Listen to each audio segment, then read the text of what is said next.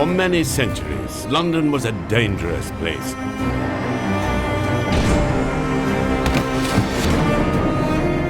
It was a magnet for the very worst kind of people.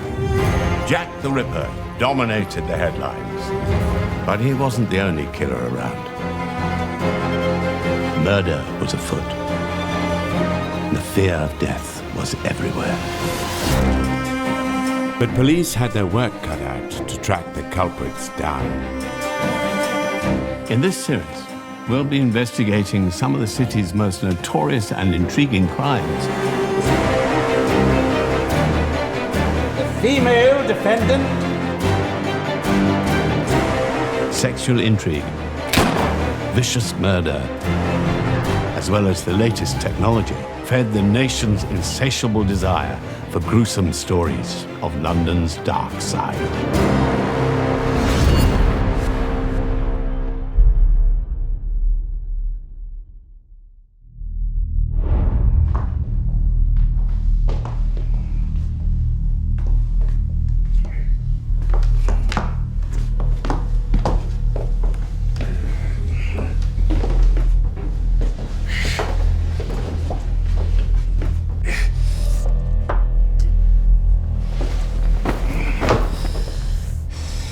If your lordship pleases. Members of the jury, it now becomes my duty to address you for the first time in the defense of this accused man, who, as I have already made quite plain, I hope, is not asking at your hands a verdict of not guilty. That has never been the position at all. He is asking at your hands, under the direction of his lordship, when you have heard all the evidence, that you return a special verdict of guilty of the act charged, but insane at the time. In other words, guilty but insane, as it is called.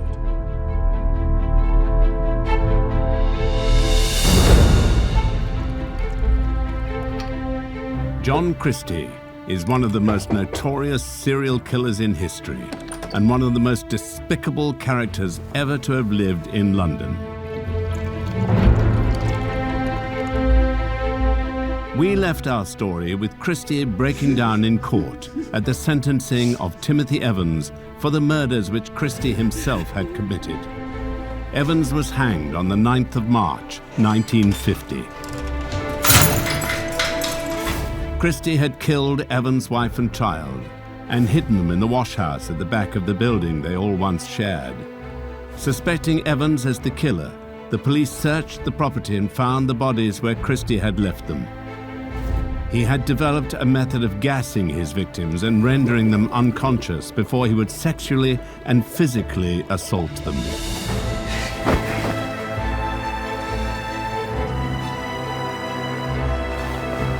By 1950, he had killed 3 women and 1 child and watched a man hang for his crimes. Christie would return to married life with his wife Ethel at the already infamous address of 10 Rillington Place.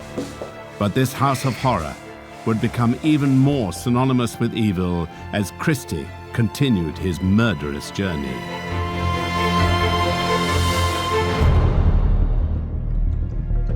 John Christie had escaped detection for his first 2 murders.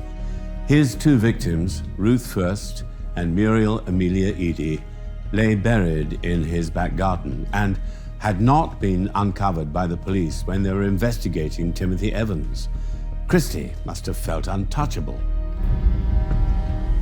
On the 31st of March 1953, John Christie was apprehended by the police on Putney Bridge. Although on trial for only 1 murder, his other heinous crimes would soon be revealed. When she was unconscious, I believe. I think I strangled her then. With what? Do you know? I think it was a stocking. Go on.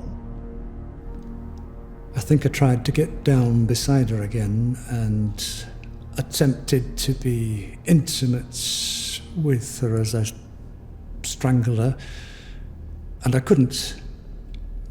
My back was so bad I just could not. And that was up in her room, was it? Yes.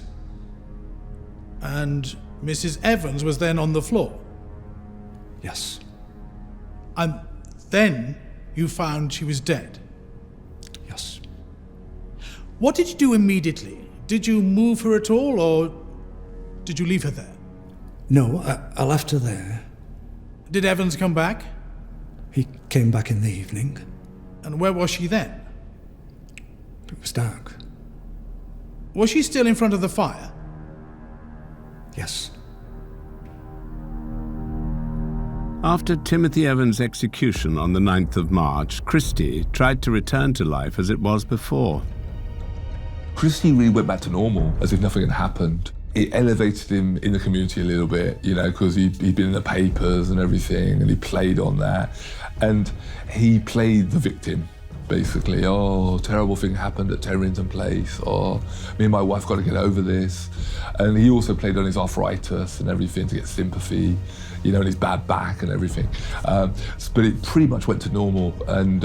But he didn't commit a murder for a while.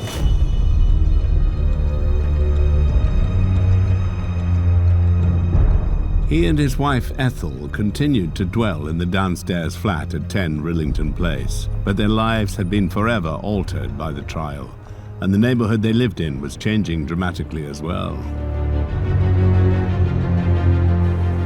It was actually pretty heavily racist, really. It was a time in the 50s of no blacks, no Irish, no dogs. West London was mainly very poor white people and black people who just arrived in London from the West Indies. They were the ones who were at the mercy of the slum landlords. Poor accommodation, often dangerous wiring, damp, and people could be evicted very quickly, The Christies hated their new neighbours. They complained to the authorities of their, quote, dirty habits. And there were frequent arguments with their new landlord who had purchased 10 Rillington Place. The previous owner wanted rid of it following the trial of Timothy Evans. I think Christie was disturbed because Christie was an archetypal Little Englander. He was from the north of England. He was very blunt. Although he was very softly spoken, he was very entrenched in his views. He was a coward and very timid, so he wouldn't have been openly racist to anyone. But I think, like many working class white men of that time, he had racist views. John Christie, of course, was reluctant to move to another location. He always guarded access to the garden fiercely, for his two undiscovered victims, Ruth First and Muriel Eady, were not buried deeply there. Indeed, the Christies' beloved Irish terrier, Judy, had already dug up a thigh bone, and around the time of the Evans investigation had even uncovered a skull. Christie managed to dispose of that in a blitz-damaged building nearby, but it was clear that any new tenant taking over his flat and garden would inevitably discover the bodies. So John Christie was trapped in a house he could not leave, in a house where he had no control. Months passed, and all Christie's old anxieties and insecurities reasserted themselves more strongly than ever. He saw doctors for anxiety and insomnia, but they could do nothing about the deep and irresistible frustration that burned within him. Christie, being the character he was and being the man of violence and sexual violence that it was, the relationship between him and his wife deteriorated. It may be that his wife realised what had happened about Timothy Evans being convicted and executed, and that might have been the reason why John Christie actually killed her.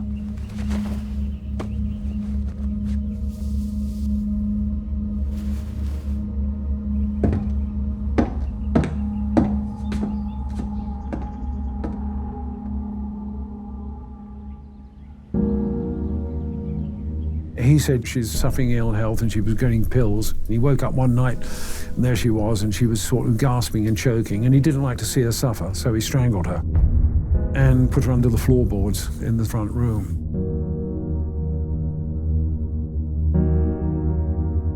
You hid the body under the floorboards? Yes. And did everything you could to prevent everybody from finding it? I suppose it looks that way, yes. You knew it was there all the time. Well, I did not want to be separated from her. That is why I put her there. What? Is it quite true what I said? What did you say? I said that I did not want to be separated from her. I did not want to lose her. That is why I put her there.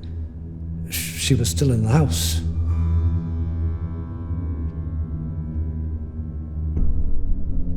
He strangled her in bed. There wasn't a sexual motive. He really got rid of Ethel so that he could murder other women, you know, because she was the thing holding him back. He told neighbours, conversely, that she'd gone to visit her relatives in Sheffield, and he told the other neighbour that she'd gone to Birmingham. Christie had quit his job at this point and lied to his neighbours that he had a new job waiting for him in the north and that Ethel had simply gone on ahead to make arrangements. He must have known the lies would unravel before too long, but that did not matter to him now. Christie was able to carry out an even larger killing spree. He had already murdered 5 at his home in Notting Hill, and the victims to come would ensure that 10 Rillington Place would always be one of London's most notorious addresses. John Christie had murdered his wife Ethel in the early hours of Sunday the 14th of December 1952. Ethel lay dead for 2 days until Christie finally disposed of her. He wrapped her body in a blanket, prized up the damp and rotting floorboards and shoved her into the space below. He had plans to explain her sudden disappearance. 2 days before he murdered his wife of 30 years, she'd written a letter to her sister Lily in Sheffield. She asked Christie to post it. Instead, he kept it. With her now dead, Christie put the rest of his plan into action. He changed the date on her letter and posted it off to Sheffield on the 15th. Now look at the letter, Exhibit 11. When you wrote that letter, you knew your wife was dead and that you had killed her, didn't you? Well, I must have done. Well, let me read it to you. First part of it. Ethel has got me to write her cards for her, as her rheumatism in her fingers is not so good. Yes. Of course, that was complete invention, wasn't it? No, not entirely. She had suffered from rheumatism for quite a long time. Her fingers were rather swollen up. She had not got rheumatism then because she was dead. Yes, that is quite true. The doctor says she will be okay in 2 or 3 days. Yes. How could you possibly say that? I don't know. I was just writing down everything that came into my head, I suppose. Just writing anything that came into your head. Yes. I am rubbing them for her. Her fingers? Yes. Well, I had been doing that for a number of years for her. Well, that was meant to convey that you were looking after your wife very kindly, wasn't it? Yes, it seems that way. As soon as Ethel can write, perhaps by Saturday, she is going to send a letter. Yes, That was intended to deceive, wasn't it? it seems so. That was to keep the family quiet, wasn't it? No, that was not a thought. That was never entering my head. Because you knew you had done something wrong that you did not want to be found out. No, I disagree.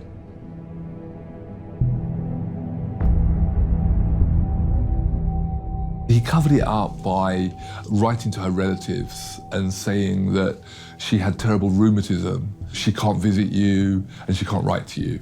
And that worked for a while. You wonder what was going through John Christie's mind at this time, and you can speculate that actually he was on a downhill spiral, and he must have had some guilty feelings about how he had effectively sent Timothy Evans to his death through execution.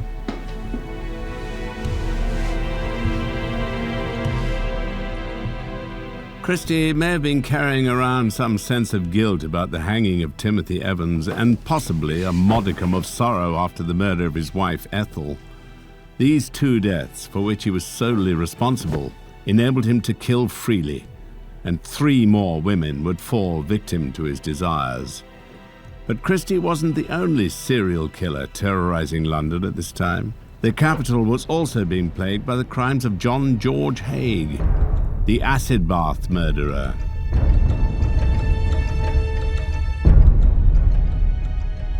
John George Haigh was born in 1909. His parents were members of the religious sect, the Plymouth Brethren. And so he had, by most people's standards, a tough upbringing. His childhood was extremely enclosed and isolated.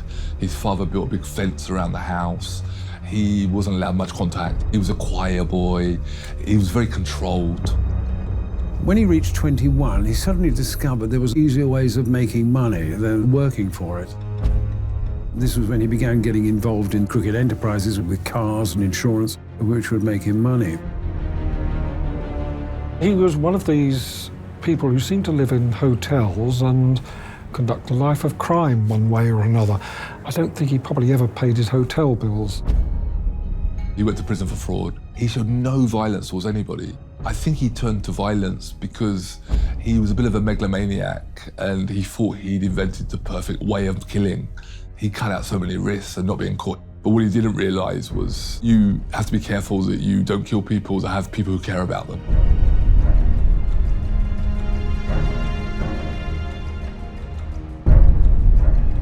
He came to notoriety because he was talking to Mrs. Olive Durand Deacon.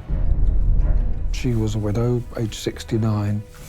He said he was a businessman and he had this idea for a new kind of artificial lady's fingernail, and she was very interested in that. I think he probably wanted her to put some money into the venture. So he offered to take her down to his business at Crawley so that she could see for herself. Actually, what happened was that he shot her, put her body in a 40-gallon drum of acid. Haigh had already killed 5 people and disposed of their bodies using this method by the time he met Mrs. Olive Durand Deacon. He had murdered a former employer called William McSwan, and then when the parents became concerned about his sudden disappearance, he murdered them too. Having run out of money due to his gambling habit, he then killed another couple and stole their possessions. But the disappearance of Olive Durand Deacon would finally bring his murderous reign to an end. When Mrs. Durand Deacon was reported missing, the police were called and they interviewed Haigh. The police were stunned. Haigh said, yes, she did come with me, but you won't find her because I killed her. They were concerned that they wouldn't find any trace of her. But the pathologist noticed an object which he recognized as a human gallstone. And actually, her false teeth survived, and so did her plastic handbag. Even though he had claimed that he could have disposed of the bodies with a guarantee of success, it wasn't so, and there were still these small items that were left from Mrs. Durand Deacon's remains. He became a megalomaniac. He realized he was getting away with it, murder after murder, and nobody was arresting him. And this led to him thinking he could do anything he wanted. John Christie must have had the same sense of invincibility as John George Haigh after he'd escaped justice for his crimes and Timothy Evans had been executed.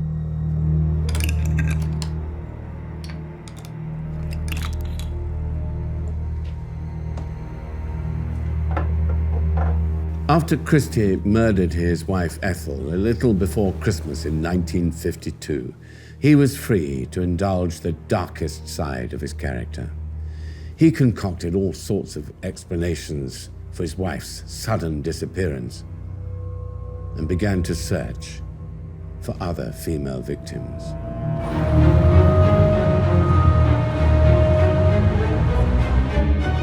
He would never have to leave the down-at-heel area of West London to find them and satisfy his violent sexual urges. He embarked on a murderous path to self-destruction, the outcome of which would shock the nation and uncover one of the most sensational miscarriages of justice of the 20th century. Childhood bullying and sexual repression had manifested themselves in an unassuming killer. 4 women and 1 child had already fallen foul to this monster. More were a certainty. Christie picked up and murdered 3 women in the first months of 1953. Kathleen Maloney, Rita Nelson, and Hectorina McLennan. He killed them using the same method he'd used to murder Muriel Eady a decade earlier. First of all, rendering them unconscious with carbon monoxide, and then strangling them to death.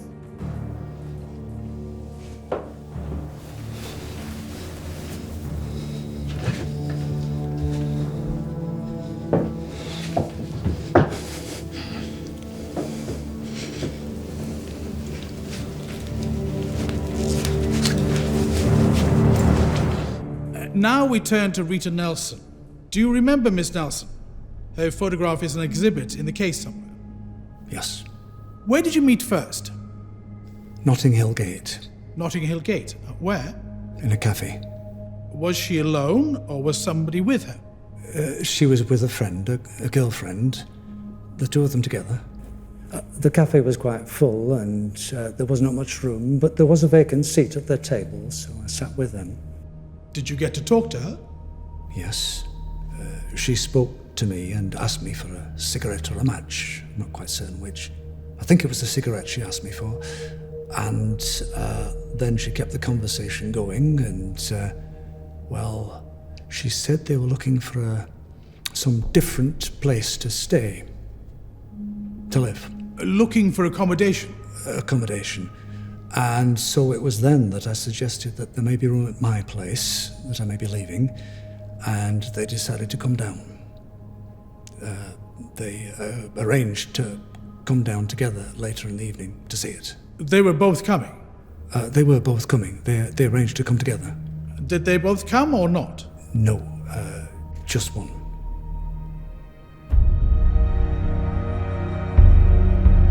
Once Christie had murdered his wife and left his job, he was able to dedicate his time purely to murder. He would spend a lot of hours in the Rainbow Cafe on the corner of Rillington Place and found that it would be useful for meeting prostitutes and also potential victims. John Christie must have had some arrangement whereby he invited the women to Rillington Place if they were prostitutes. Presumably this was part of the normal transaction. Kathleen was a prostitute in the Ladbroke Grove area, very close to Notting Hill. He invited her around for sex, probably paid her and then took the money back, like he always did. And then he gassed her with his tube, strangled her and raped her.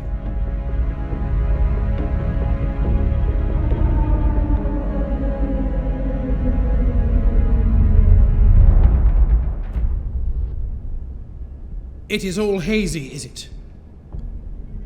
Had you any reason or malice to hurt that girl? No, I did not want to hurt her. I've never hurt anybody. I ought to ask you about Maloney. When she was dead, what did you do with her body? Well, I just do not know that. Well, we know it.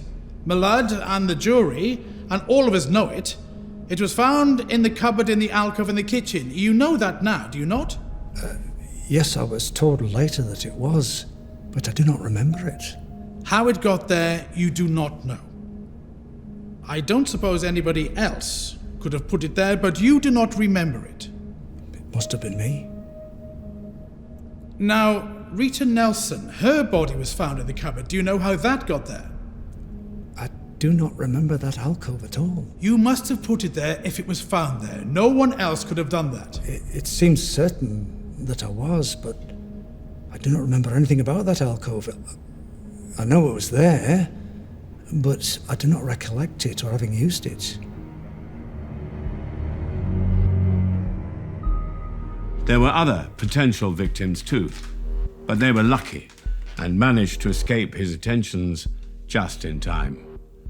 But Christie must have known that this was unsustainable. I think by this time Christie was self-destructive. he'd given up. He was starting to cave in because he did love his wife. We know that for a fact. And he'd been with her for years and years, and she'd done a lot for him, supporting him. So to kill her really was the final nail in the coffin for him. And the way that he left his final 3 victims as well in the house, he knew they would have been found very quickly. The bodies began to rot and smell. People complained. Unable to work and without his wife's income, Christie was running out of money. He sold Ethel's wedding ring and her jewelry. Most of the furniture in the flat was gone. Finally, he sold the one thing he had left, his tenancy. He sublet the flat to a couple. Discovery was now inevitable. On the 20th of March, 1953, Christie walked out of 10 Rillington Place with a battered suitcase containing his only belongings. He would never return. The stink is something quite indescribable. And one of the other tenants noticed the appalling smell in the house. They've got to go through the killing ground to the outside toilet. The tenant was Beresford Brown, who lived on the top floor and had been allowed to use Christie's dilapidated kitchen. When he was cleaning it up, he discovered the source of the foul stench. He was re-wallpapering. While he was doing that, he touched the wall and there was a hollow sound, and he realized there's nothing behind it. And so he punched through the wallpaper and he saw a woman's back trussed up, and there were 3 women tied up in the kitchen cupboard alcove. And Christie hadn't even sort of nailed down a door or something. He just wallpapered over it. Just shows how panicky he was and how quickly he was trying to get away. The police are called. Ethel is found under the floorboards. They turn over the garden and they find the bodies of the 2 victims murdered some 10 years before. One of whom, the root of a plant, has actually grown through the vertebrae, and the bones are mixed in with other bones in the garden.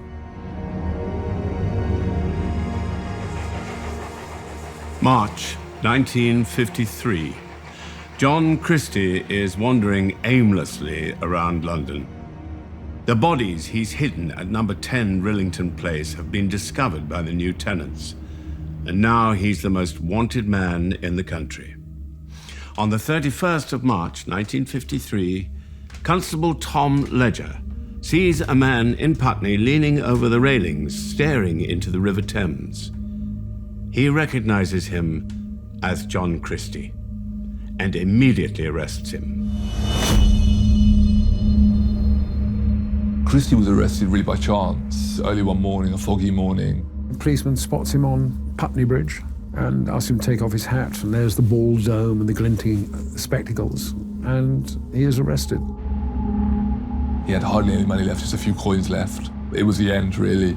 So Christie probably knew he was going to be caught. He probably always wanted to be caught. What were you doing between the 24th of March and the 31st of March when you were at Putney being arrested? Well, I just do not recollect, really, what I was doing. I must have been just walking round and round all the time. You have no recollection at all of what you were doing? No. I remember one time I was at a crossroad and I think I saw a sign which was strange. It said Barking Road, and then I asked where I was and somebody said I was at East Ham. Were you deliberately hiding yourself from the police? No. I was... there was one particular occasion I recall, as though it was yesterday. I was standing, I think, this was after I'd been at East Ham and was on my way back to Kensington. There was a policeman holding the traffic up and beckoned me to go across. I didn't want to go across, but I went across and thanked him as I passed. I went to the other side of the road. I remember that very, very clearly.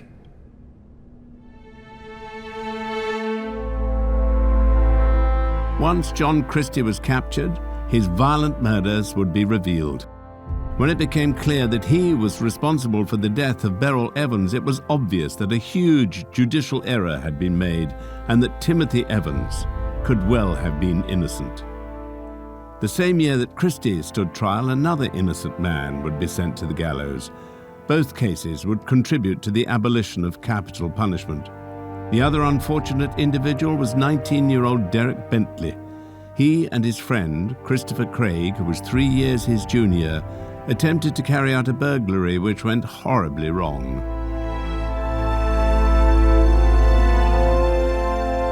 Derek Bentley was born in 1933, and he got very limited intelligence.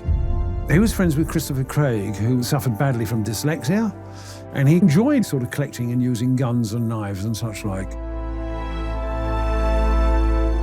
Bentley and Craig plotted to burgle a warehouse belonging to the Barlow and Parker Confectionery Company in Croydon. Craig armed himself with a modified gun, but the plan was thwarted from the off as they were witnessed gaining access to the property via a drain pipe. Police were called and they climbed up to the roof of the warehouse by various means. Bentley was quickly arrested, but Craig tried to escape the police and threatened them with a revolver, saying that he would shoot, and in fact he did start shooting. The police were unarmed, and coming out on the roof, one of the policemen, Constable Miles, was killed. During Craig's shootout with the police, Derek Bentley had already been captured and arrested and was in custody at the time of the murder, but both would find themselves in court. The law said that if both were involved in a joint enterprise, and as in this case, one of them used a gun to kill, then both were equally guilty. So on that definition, Bentley was guilty of murder, as was Craig. You got the situation where the person who fired the shot was spared the death penalty because of his age, and the person who had aided and abetted the murder was executed and thereby got a more serious penalty from the law. Derek Bentley was executed on the 28th of January 1953, and immediately there was a campaign to secure him a posthumous pardon. It would take 4 decades to procure, but in 1993 his pardon was issued. The case of Derek Bentley highlighted the public unease at the use of the death penalty, and many people began to rally against this irreversible form of justice. What the movement needed, though, was a poster girl, and this would come in the form of Ruth Ellis, the last woman to be hanged in Great Britain.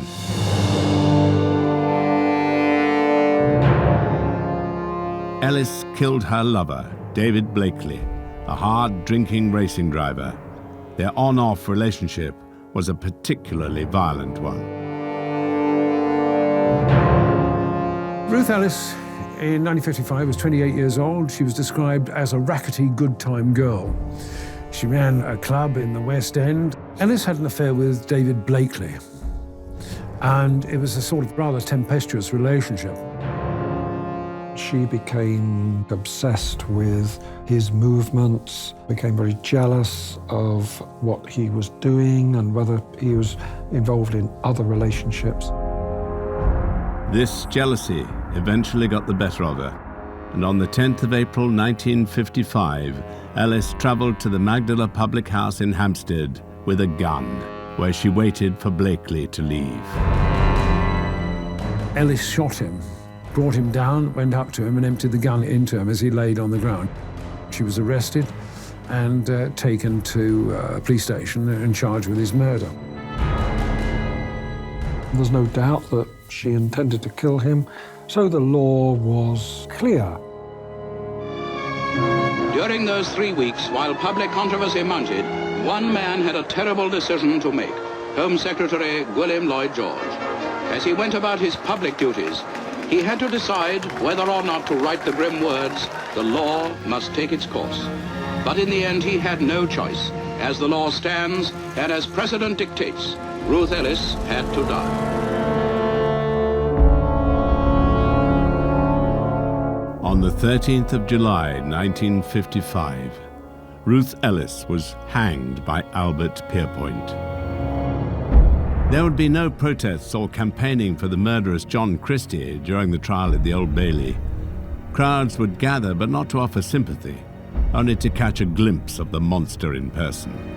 As the word spread of his chilling crimes, 10 Rillington Place, the site where the murders occurred, would also begin to attract crowds. It would not be long before John Christie suffered the full force of the law. But in bringing justice to the victims, grave and fatal flaws would be exposed in both the police force and the British legal system. On the 31st of March 1953, Police Constable Thomas Ledger arrested the most wanted man in the country. The corpses of 4 women had already been discovered in his house. 2 more victims from far earlier were soon to be found buried in his garden. Whilst in custody, he began revealing the details of his morbid life story. Once he was in custody, he was quite quick about confessing. He confessed to 7 murders, but never admitted to the murder of the baby, Geraldine. He would never admit to that. But we are 99.9% sure that he did murder the baby as well. There are opposing views as to why Christie confessed to murder. Was it an attempt to prove his madness and thus aid his plea of insanity? Nothing is ever clear in the case of John Christie.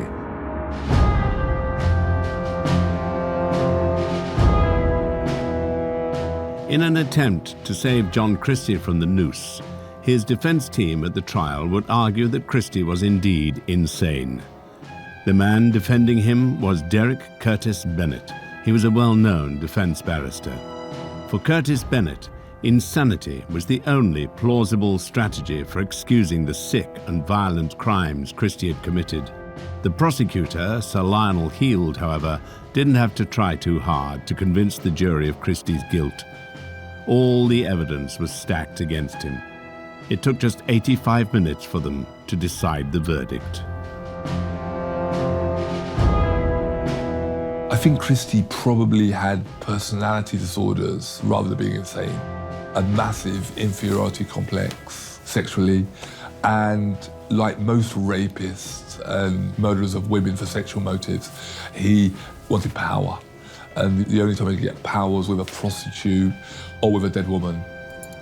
It's terrible to say, but it was like mannequins for him. It was his way that he could do what he wanted. Prisoner at the bar, you stand convicted of murder. Have you anything to say before judgment of death is passed according to law?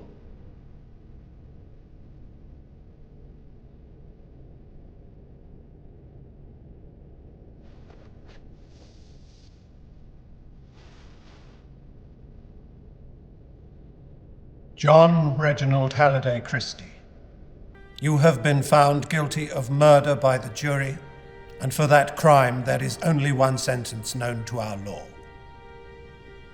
That you be taken from this place to a lawful prison, and thence to a place of execution, and that there you be hanged by the neck until you are dead, and your body buried in the precincts of the prison in which you shall be last confined before execution. And may the Lord have mercy upon your soul.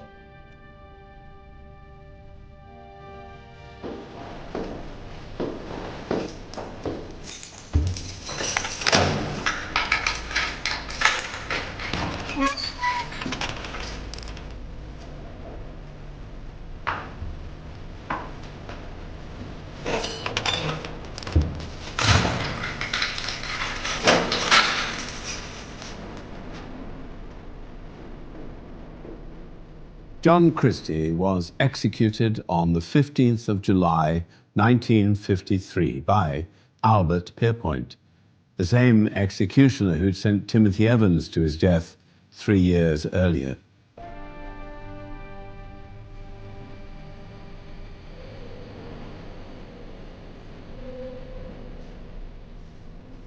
I think the fact that Timothy Evans had been executed And it might well have been a miscarriage of justice which could not be corrected, did have an effect on the debate about capital punishment in this country. It helped lead to the suspension of capital punishment, and the 50s was a terrible time for miscarriages.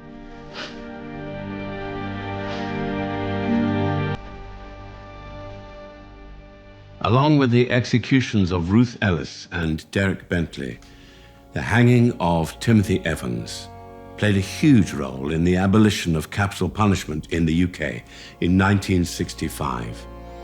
All three murder trials and their accompanying death sentences provoked massive public reaction and were seen as terrible miscarriages of justice, both at the time and today.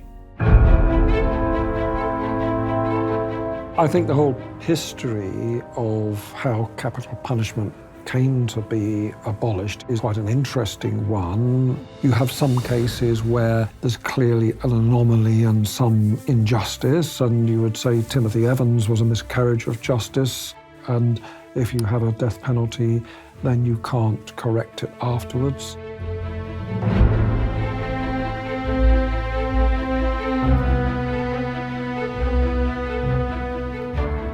Timothy Evans eventually received a posthumous pardon, but the controversy around what happened to him changed the country forever. This pardon would be issued in 1966, 16 years after Evans' execution, even though just before his own execution, John Christie had actually confessed to the murder of Timothy's wife, Beryl. It's thought he was responsible for 8 deaths in total. But Christie had been a member of the Wartime Reserve Police in World War II. He would have had many opportunities in that position to carry out murders and cover them up. So, we can never be sure.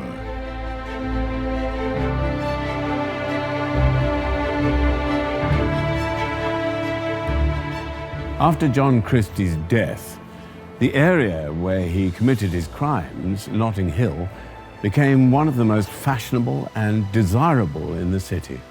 It just goes to show that while London might have been home to some of history's most wicked individuals, she always bounces back. As we've seen in this series, the murder maps of London may be dotted with sites where the most horrendous crimes took place. It hasn't stopped her remaining one of the world's great cities.